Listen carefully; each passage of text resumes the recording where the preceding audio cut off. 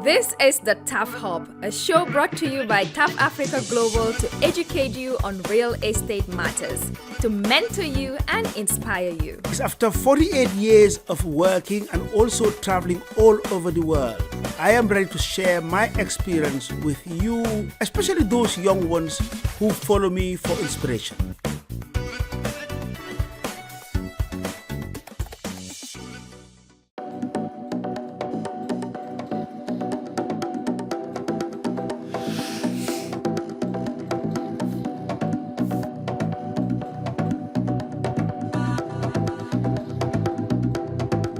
Today we are having a session on innovation by Dr. Ismaila Badjie.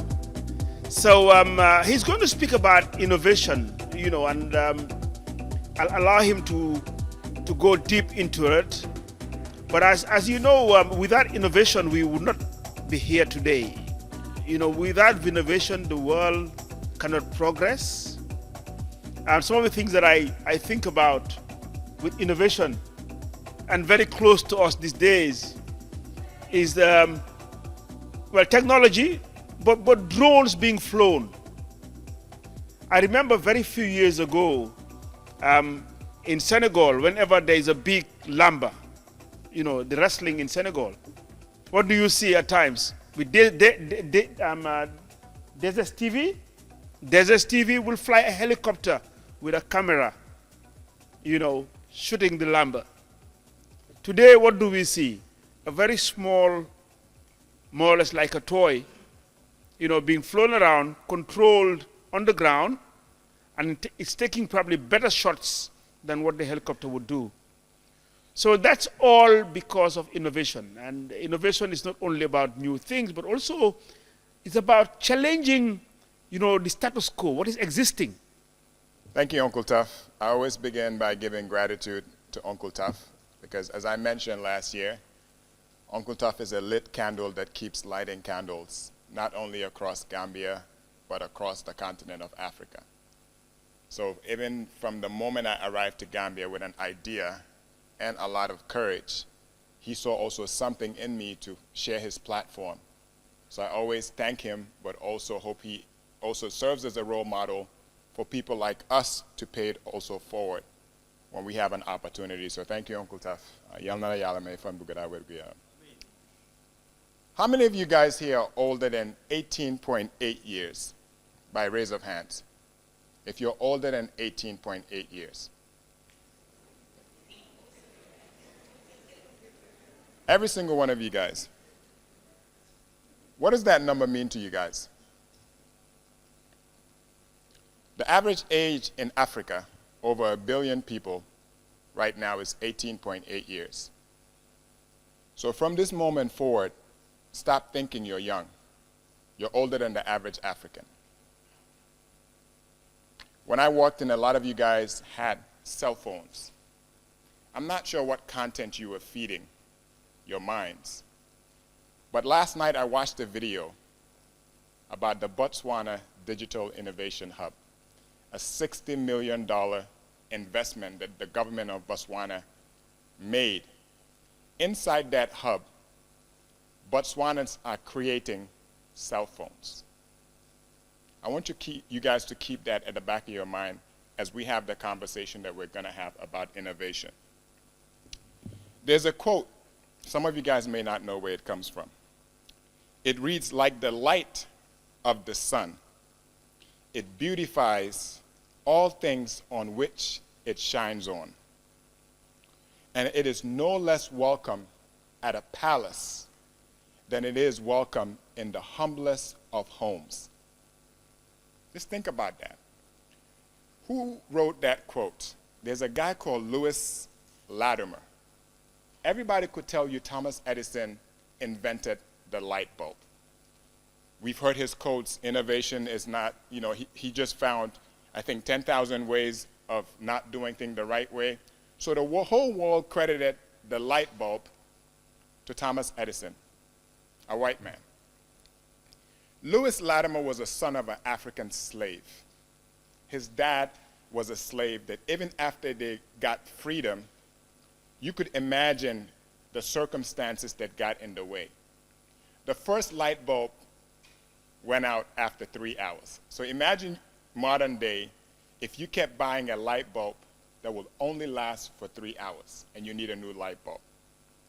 It was Lewis Latimer, a son of a black slave, who invented the filament inside the light bulb, that little wiry thing that you guys see, that made the light bulb last longer. And when he was describing it, he saw that little improvement to a design that the whole world today, black people around the world don't know who Lewis Latimer is. But he was thinking about the smallest, quote unquote, poorest person in the village being able to receive illumination equally as somebody who lives in a palace. That's the essence of innovation. It's an act of defiance. It's born out of necessity. It's driven by purpose and not profits. And I always like talking about innovation from a context of a black man, from a context of an African. Because the biggest innovation that has affected us black people is the idea of Africa itself was an innovation. Not designed for us, but given to us. If you guys, as young people, what you study in school, all of you guys have majors, you need to understand time and space. Slavery happened. Once that ended, the Industrial Revolution, meaning people that had the knowledge to build their economies, needed resources. So there's a reason why slavery transitioned to colonialism, because these civilizations needed minerals that we all know there's not a single mineral in the world that is not on Africa. So even after colonialism, where people sat down and split Africa, not based on tribes, not based on regions that make sense. The reason we have Gambia and Senegal right now is an innovation that Africans did not design.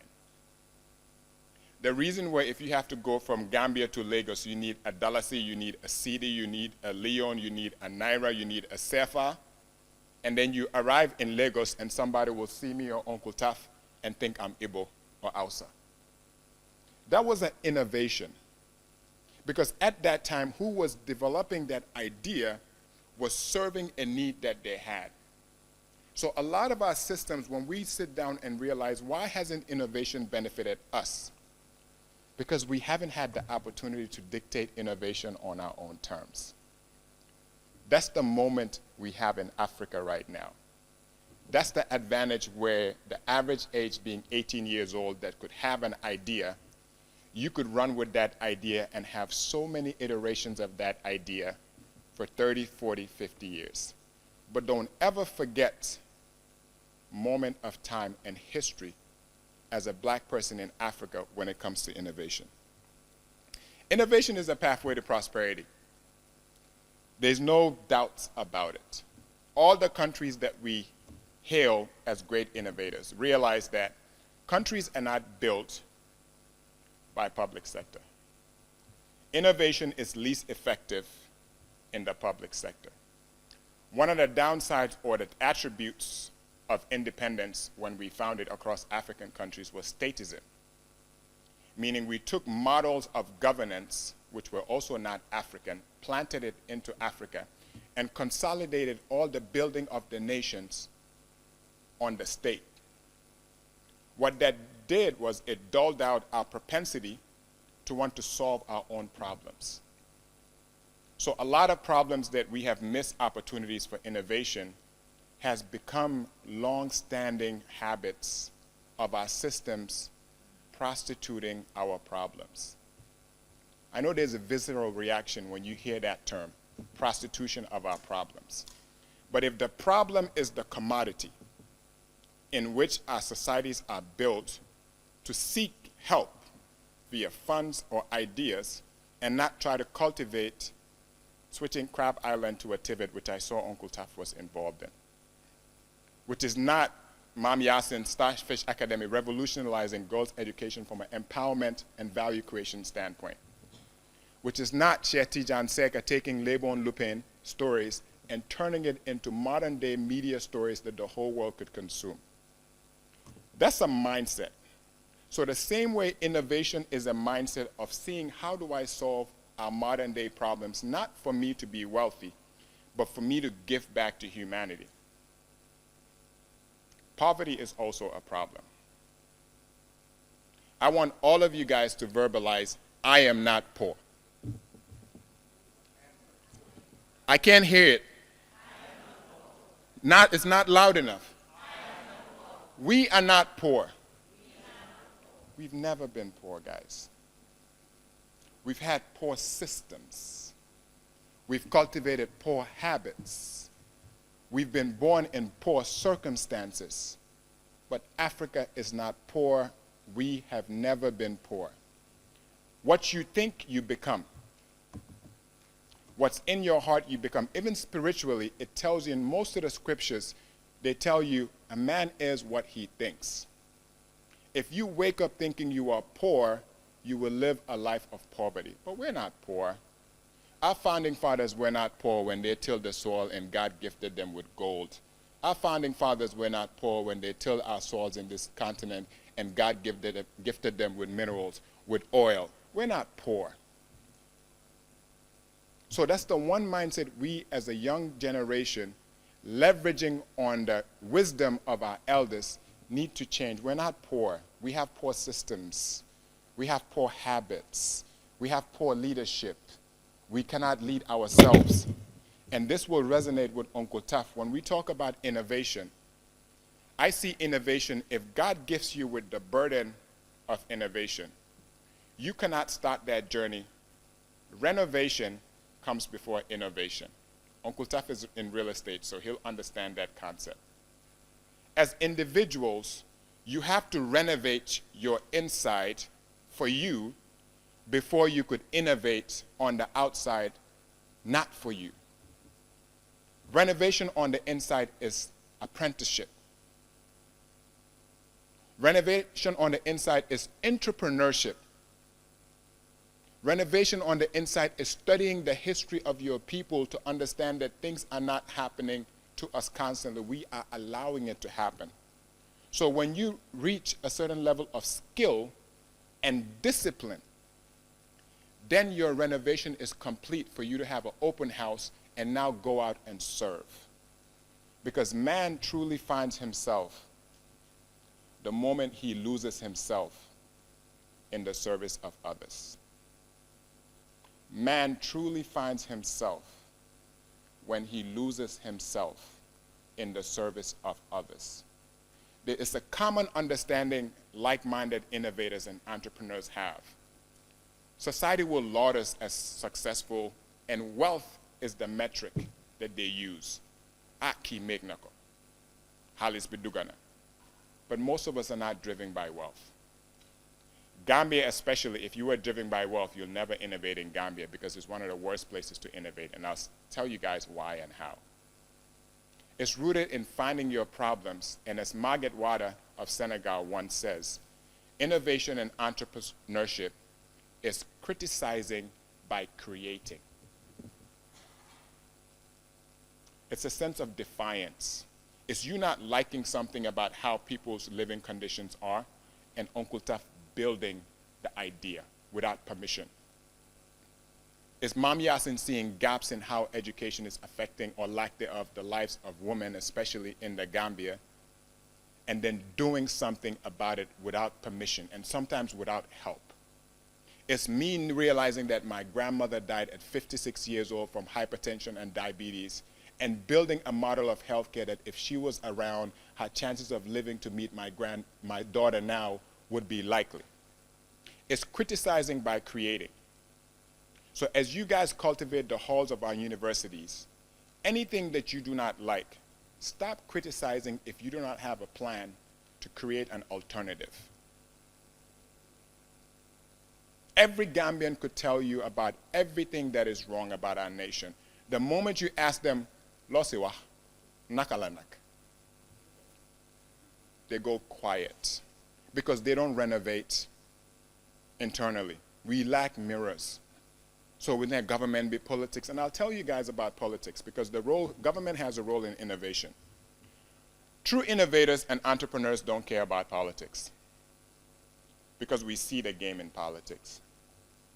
Our level of civic education is so low, economic development happens where not the government, but conducive environments exist where local players could create employment. You create employment, you create prosperity. You create prosperity, wealth circulates in the nation. That has nothing to do with politics. Whoever is the president of us entrepreneurs and innovators. Our agenda should be your agenda because any government, any president who leverages innovation, you are building the blocks of prosperity for your people. The ones that don't miss the boat. And legacy will judge any president, government, and the government is the people. More Gambians who don't appear on ballot boxes stifle innovation in this country. And I was old enough in 2016 when individuals who knew the stakes were missing because the risk was too high. I was old enough where I lived a whole life in Gambia when I moved back, because I moved back in 92, coup happened in 94. I have never lived in the Gambia to see a woman be first lady who lived the experiences of a Gambian, who went through the hospital systems, who went through the same markets, whose kids consumed the same education. So the fact that us young people are consuming politics in the wrong way, we are pawns on a chess piece. No matter which leader we get, if their agenda is not human development, agenda is not economic development, it's a game. That's why Africa, there's a sentiment because there's a battle in where we want the continent to go and where the continent has been. That's for you guys to understand the game of politics and understand that hustling backwards, your job is not to criticize. Your job is to understand what's at stake for you. Because if I turn on the TV and there's 100 kids, young people at political rallies, my question is, if it's Monday, are they going to a job? If they're piled up on a gala going to a rally, are they aware that the health system is crippled? And if somebody falls on the road from on top of, in the name of politics, our health systems are ill-equipped to do it. Whoever's running in that moment, they have a faster opportunity to leave the country for medical services than the 18-year-old Gambian boy or girl who sits on top of a gala, falls down, and their life could be ruined because of that. That's how we see the world. So we plead to the president. We plead to the governments. Give us a chance for prosperity. Not poverty alleviation. There's a difference. Remember, prostitution of our problems. That's P-O-O-P, is poop. You do with that, you flush it down the water closet. That Lewis Lattimore, I told you guys, the black son of a slave, invented the water closet that we call the toilet today. That string was intentional. Prosperity creation is better than poverty alleviation. Innovation leads to prosperity creation. It's a multiplier.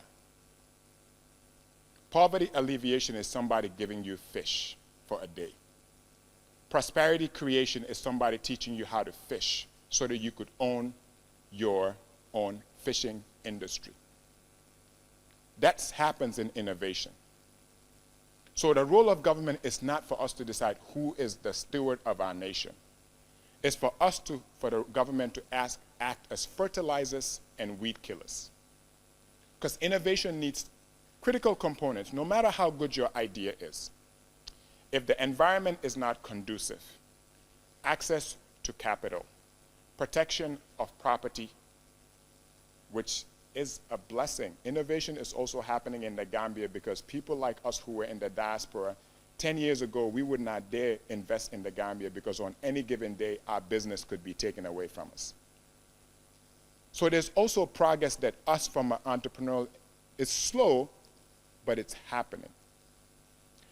Being a weed killer, what does weeds do? If you sow the most luxurious crop that could bear the best fruits in the world, crops that don't belong could compete for the same oxygen and nutrients and could kill the plants that you want to grow.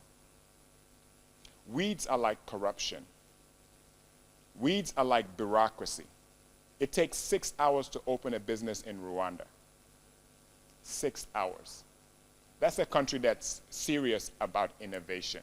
You don't have to know anybody at Ministry of Justice. You don't have to know anybody at GRA. 6 hours, because they're giving a signal to you that your idea is more valuable than outdated regulations, laws that we have in place.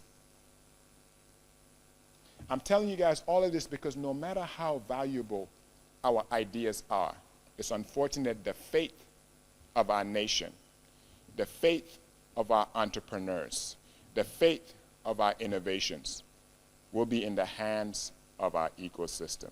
So you could have the best farmers in the world. You guys are the farmers.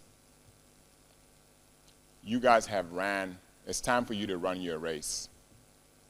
Individuals like our elders, our council of elders, a concept that Africa has forgotten. Our systems of governance used to include council of elders. Imagine if Gambia had a fourth branch of government that we called, innovated our design and called it our council of elders, that had the elders in our nation who have helped build this nation. One room before any decision that impacts the lives of our Gambians, council of elders like Halifa Sallah, council of elders like Usainu Dambo, council of elders like Ajah Fatumata Tambajang, council of elders, people that love the Gambia equally.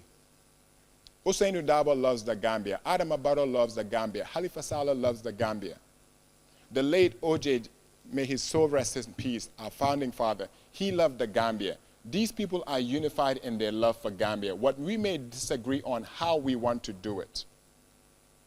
But as Africans, especially young Africans, we've lost the value of our council of elders. And that is not a European concept, that's an African concept, meaning consensus before impact on society.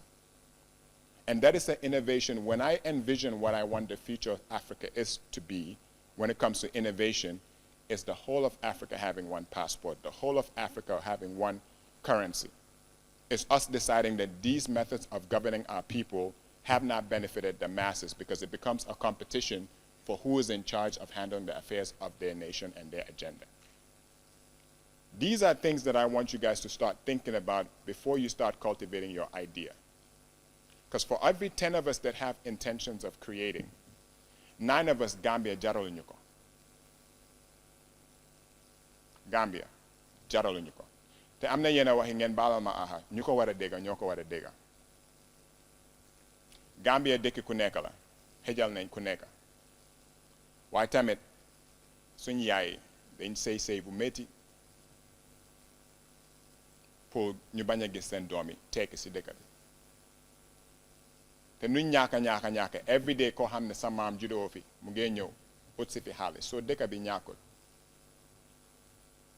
Te ñun ñu ngi nekk at boo xam ne I'm 37. There's something happening in this age. This is when our parents start dying. This is when our kids start getting born. Being a 30-year-old something in the Gambia is a very particular place. Suñ yaay dañ sëy bu métti si biir dëkk bi fii kenn gënut a sëy suñ yaay te am na ñoo xam ne ñu ngee dee te seen doom yi tekkiwuñ. That's what people like us fight for. You guys are a little bit younger than I am, but Uncle TAF knows. Every day seen morom yi ñu ngee dem dëj because the average Gambian doesn't even live to be 65 years old. Te ñu ne neen in our 30s suñ yaay ak seen papa yi suñ papa yi doon nañ di gaañu. So bañuñ kenn de waaye dëkk bi dañ koo xeexal. That's what we're going to do. And when we're fighting, we're going to be honest with you guys. Then we have to change. Too much is at stake. Wealth creation, we have a right to generate wealth in this country. We have a right to innovate and fix our own problems. If there's a conducive environment, there's not any problem stifling the lives of Gambian agriculture, technology, engineering, farming, healthcare, that Gambian minds cannot solve because we've been away solving a lot of problems for people that don't look like us. Every day I walked in the USA and walked a white coat, I did healthcare extremely well. But when I went home, my mind was always that what I'm doing, I could customize it for the benefit of our people. So it's easy to innovate in the Gambia because wherever problems exist, innovation thrives, provided the right environment happens. So start finding your purpose in life when it comes to innovation. Man was God's masterpiece. What makes us different from man to animal is our ability to create. That's why most of the creators, they feel closest to God, not when they're inside of a mosque or a church. They're closest to God in the moment of creation. Because it's a gift that God gifted us. It's a responsibility. That's why it takes a level of courage, audacity, to be able to create. Because even in the Bible, he tells you the Lord is my shepherd as I walk to the valley of the shadow of death. Gambia sometimes feels like the shadow of death. Ayatul Khusri, same thing. If you read it, it tells you he knows what is behind you and what's in front of you.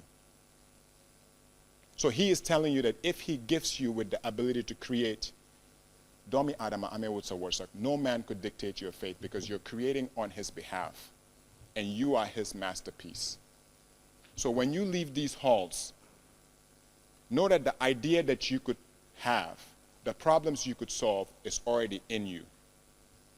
Don't fear man, be willing to fail, and even if the environment is not conducive yet, continue criticizing by creating. Listen to that inner voice in you. If you are poor, born into a poor household, that does not make you poor. Use your mind wisely. I'm going to end where I began. You're older than the average African. There's limitless boundaries to the future that we could shape for us. Even Kwame Nkrumah, in 1970, I think he spoke too soon.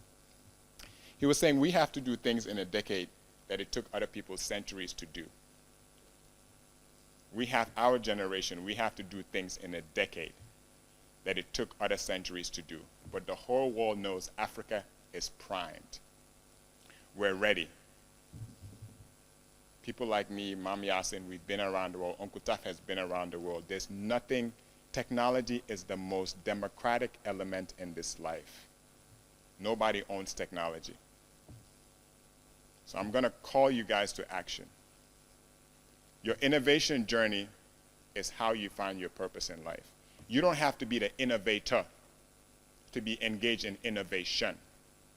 Entrepreneurship is not innovation. Innovation is a future, is a design of entrepreneurship. Apprenticeship before entrepreneurship. Renovation before innovation. And then we keep asking the powers that be to make it easier, not for us, but for us to create more opportunities, for us to have a right for economic prosperity, to live in a day where Nopal Jack and Rose Africa not receives donation for a workshop, but we build a processing packaging plant in the Gambia that hires 500 people, that we now export Findi, Gari, Wanjo, Baobab. That's economic prosperity. Where we stop complaining about healthcare in the government because Innovarx, all the healthcare providers in the private are the biggest employers of healthcare. And government becomes the biggest payer of healthcare. So the work starts now, guys. Maybe 10% of us would listen to what I said.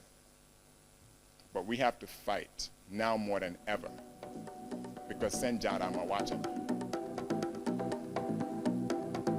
Thank you, guys.